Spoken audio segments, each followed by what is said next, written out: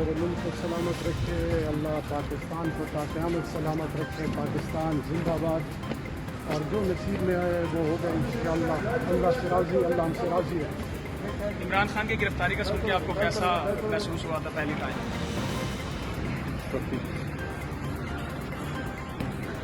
Madam क्या कहती हैं, क्या वजह है गिरफ्तारी की?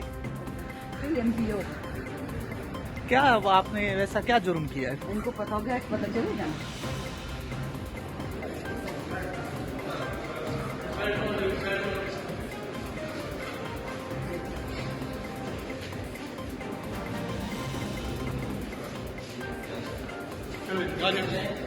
Please,